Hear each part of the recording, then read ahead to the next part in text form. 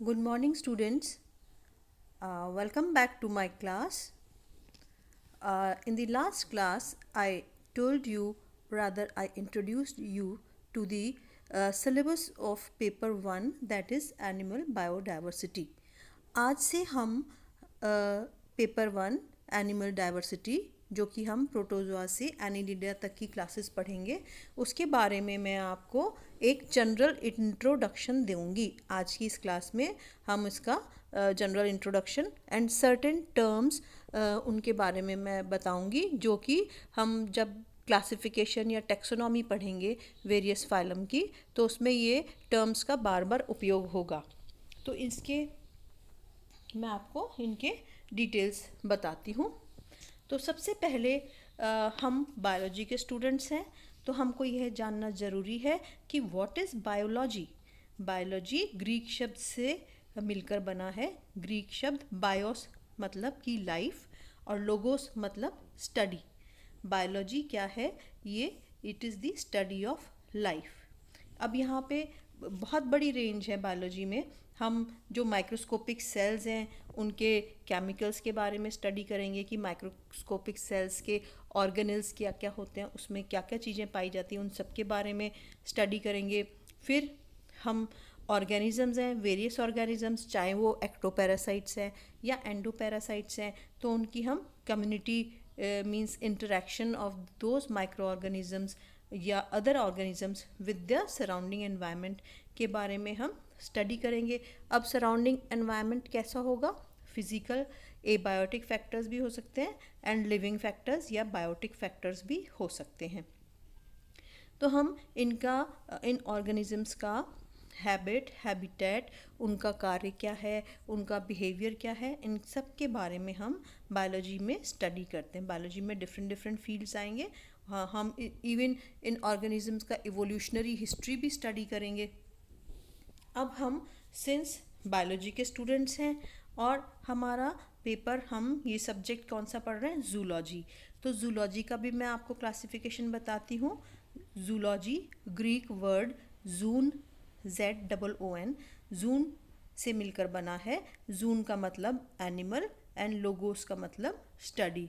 तो ग्रीक शब्द थे ये दो, जून एंड लोगोस, इससे मिलकर जूलॉजी बना है, जिसमें कि हम एनिमल्स की स्टडी को डील करते हैं। बॉटनी में प्लांट्स की करोगे, माइक्रोबायोलॉजी में माइक्रो ऑर्गेनिजम्स के बारे में हम पढ़ाई करेंगे। अब हम धीरे धीरे जब इनके डिफरेंट फील्ड्स के बारे में पढ़ेंगे, तो उसमें हमको we will come across certain scientist, जैसे कि डार्विन के बारे में हम पढ़ेंगे, अर्नेस्ट हेकल के बारे में पढ़ेंगे, और कैसे ये ओरिजिन ऑफ लाइफ स्टार्ट हुआ उसके बारे में जब हम पढ़ेंगे, तो हम इन सब साइंटिस्ट के बारे में भी आपको डिटेल्स में बताएंगे। अब मैं आपको बताऊं कि जो एनिमल किंगडम है जिसके बारे में हम पढ़ेंगे, तो हम मुख्यतः ये जो लिविंग ऑर्गेनिजम्स हैं उनको हम दो भागों में विभक्त करते हैं। सबसे पहले प्रोकैरियोटा और दूसरा यूकैरियोटा।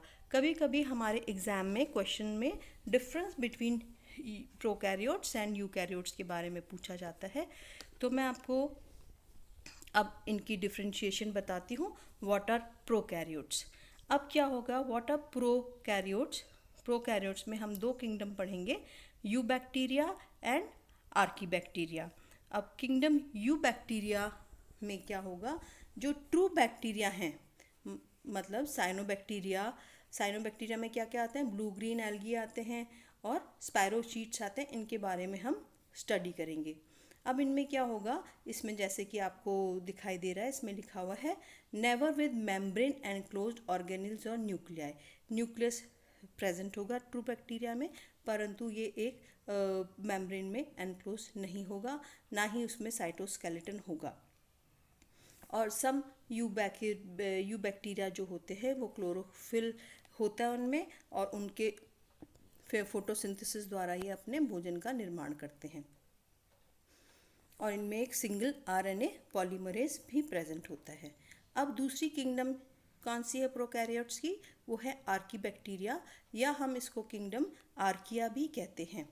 अब ये कैसे होते हैं? आर्की बैक्टीरिया कैसे होते हैं, एनारोबिक होते हैं या एरोबिक होते हैं, and they are largely methane producing. जो भी एनारोबिक बैक्टीरिया होगा वो मीथेन गैस का प्रोडक्शन करता है और ये माइक्रो ऑर्गेनिज्म होता है। इसमें भी मेम्ब्रेन से एनक्लोज न्यूक्लियस नहीं प्रेजेंट होता, ना ही साइटोस्केलेटन प्रेजेंट होता है, एंड इसमें कोई भी organism Archie bacteria photosynthesis, chlorophyll द्वारा फोटोसिंथेसिस की प्रक्रिया नहीं करता है।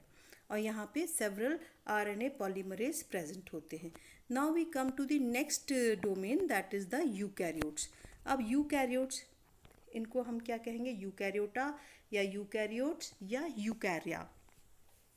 अब यहाँ पे क्या होगा, यूकैरियोट्स में बहुत सारे मेम्ब्रेन एनक्लोज्ड ऑर्गेनेल्स होंगे। अब सेल ऑर्गेनेल्स कैसे कैसे होंगे, माइटोकॉन्ड्रिया, लाइसोसोम्स, गोल्गी बॉडीज़ होंगी, परऑक्सीसोम्स होंगे। ये सब कैसे होते हैं, ये सेल के अंदर एनक्लोज होते हैं और इनके आसपास मेम्ब्रेन्स होती है, मेम्ब्रेन के अंदर ये एनक्लोज्ड होते हैं, एंड इसमें मेम्ब्रेन एनक्लोज्ड न्यूक्लियस भी पाया जाता है। अब यहाँ पे इंटरनल फाइब्रस प्रोटीन्स का नेटवर्क होता है जिसको कि हम साइटोस्केलेटन कहते हैं। अब यूकैरियोट्स का कौन कौन सा एग्जाम्पल है, यूकैरियोट्स में हम किंगडम फंजाई के बारे में पढ़ेंगे, जो कि आप, जिसमें कि फंजाई में क्या क्या इंक्लूड होता है, moulds, mushroom, yeast and others.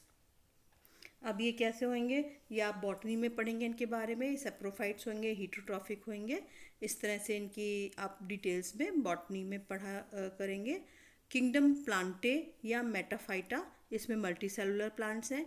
Again इन यूकैरियोट्स के बारे में आप बॉटनी सब्जेक्ट में पढ़ेंगे। Now we come to kingdom Protista. Protista में क्या होंगे, सिंगल सेल्ड माइक्रो ऑर्गेनिजम्स होंगे, एल्गी होंगे। अगेन ये भी बॉटनी में ही आप पढ़ोगे। अब we come to kingdom Animalia. अब किंगडम एनिमेलिया में क्या है, यहाँ पे मल्टी सेलुलर एनिमल्स होंगे, मल्टी सेलुलर एनिमल्स होंगे, बहुत सारी फाइलम होंगी, वो हीटरोट्रॉफिक होंगे, मल्टी सेलुलर ऑर्गेनिजम्स होंगे और बहुत सारी स्पीशीज़ होंगी। इनके बारे में हम डिटेल्स में पढ़ना शुरू करेंगे। अब हम देखेंगे कि एनिमल किंगडम दो फाइलम में डिवाइडेड है। एक तो मेजर इन्वर्टिब्रेट्स होंगे और माइनर इन्वर्टिब्रेट्स फाइला होंगे। और सबसे पहले मैं आपको इन्वर्टिब्रेट्स और वर्टिब्रेट्स में डिफरेंस बताती हूँ कि what are invertebrates and what are vertebrates. इनके बारे में भी कई बार शॉर्ट नोट आ जाता है एग्जाम में। अब इन्वर्टिब्रेट्स कैसे होते हैं, क्योंकि हम अभी एनिमल डाइवर्सिटी में लोअर इन्वर्टिब्रेट्स के बारे में चर्चा कर रहे हैं। तो अब हम देखते हैं इन्वर्टिब्रेट्स और वर्टिब्रेट्स में क्या डिफरेंस है। इन्वर्टिब्रेट्स में सबसे पहले बॉडी सिमिट्री में भी एसिमेट्रिकल, रेडियल और बायलेटरल, और जबकि वर्टिब्रेट्स में बायलेटरल सिमिट्री होती है, एक ही काट से एनिमल दो बराबर भागों में विभक्त हो जाता है। इन्वर्टिब्रेट्स में अपेंडेजेस आर प्रेजेंट, दो पेयर से ज़्यादा होंगे, जबकि वहाँ पे वर्टिब्रेट्स में क्या होगा, दो पेयर से ज़्यादा अपेंडेजेस नहीं पाए जाते।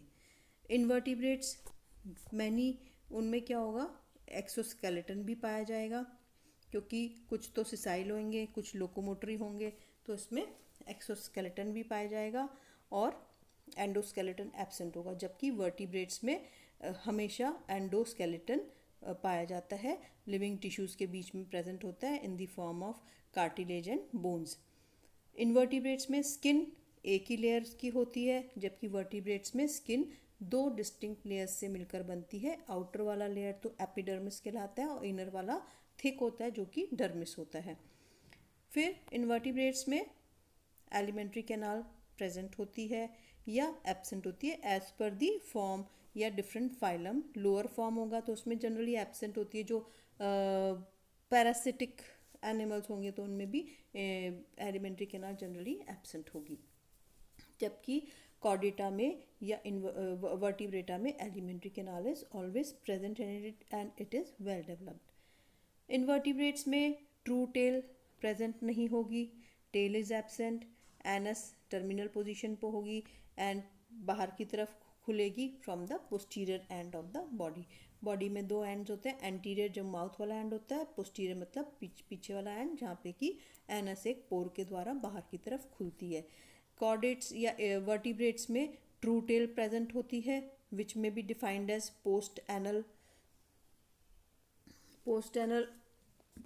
कंटिन्यूशन हो जाता है उसमें बॉडी एक्सिस का, and it is generally present. अब क्या होगा, इनवर्टिब्रेट्स में ब्रीदिंग या रेस्पिरेटरी ऑर्गन्स एक्टोडर्म से डेवलप होते हैं, कोई गिल स्लिट्स नहीं प्रेजेंट होती फेरिंग्स में। और यहाँ पे इन वर्टिब्रेट्स में क्या होगा, ब्रीदिंग और रेस्पिरेटरी ऑर्गन्स डेवलप हो जाते हैं in relation to the wall of the pharynx, मतलब एंडोडर्मल ओरिजिन हो रहा है इनका।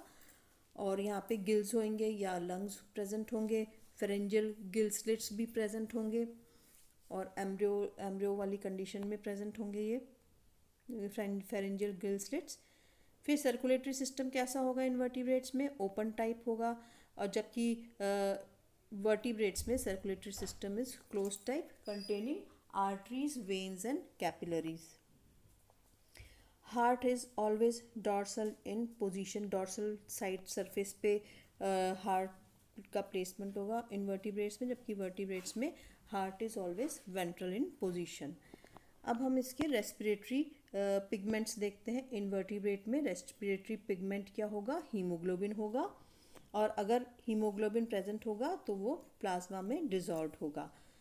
फिर इसका नर्वस सिस्टम कैसा होगा इनवर्टिब्रेट्स का, नर्वस सिस्टम क्या होगा, इसमें गैंग्लियन प्रेजेंट होंगे, नर्व फाइबर्स प्रेजेंट होंगे, जो कि एक चेन जैसा सिस्टम बना लेंगे। सिस्टम तो नहीं होता वो एग्जैक्टली सेंट्रल नर्वस सिस्टम कहलाता है, पर वो इतने वेल डेवलप नहीं होता। नर्व कॉर्ड वेंट्रली लाई करती है, डाइजेस्टिव ट्रैक्ट के वेंट्रल वाले रीजन में प्रेजेंट होती है। आइज़ कैसी होती हैं, आइज़ इसकी स्किन से डेवलप होती है, मीन्स एक्टोडर्मल ओरिजिन होती है। रिप्रोडक्शन इनवर्टिब्रेट में सेक्सुअल रिप्रोडक्शन भी फाउंड होता है, एसेक्सुअल भी प्रेजेंट होता है, और कई बार both the modes of reproduction is present. जबकि वर्टिब्रेट्स में हम देखेंगे haemoglobin is contained in the RBCs और दी रेड ब्लड कॉर्पुसल्स। और यहाँ पे एक well developed central nervous system होता है, जो कि एक थिक वॉल्ड ट्यूब के अंदर लाई करता है, उसके अंदर से रन करता है ये। न्यूरल ट्यूब क्या होती है, neural tube consist of brain and spinal cord, and ये डॉर्सली प्लेस्ड होता है, डाइजेस्टिव ट्रैक्ट के डॉर्सल वाले सरफेस पे डॉर्सल वाले रीजन में प्लेस्ड होता है।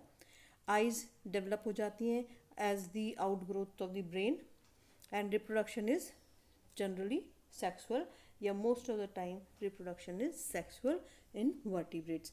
So today I explained you the difference between the invertebrates and vertebrates, and the two domains of the this thing living creatures or living organisms, that is the prokaryotes and the eukaryotes. अब मैं आपको next class में animals के habitat के बारे में बताऊंगी कि whether they are aquatic, terrestrial, तो इनके भी certain terms are there, and how they interact with their environment, तो उसके बारे में भी बताऊंगी। तो हम उसके बारे में, एंड द सिमिट्री, ये सब जो टर्म्स होंगी they would be continuously used when we will deal with the details of the classification of various phyla. So today I call off the class. We'll meet soon in the next class. Till then, bye.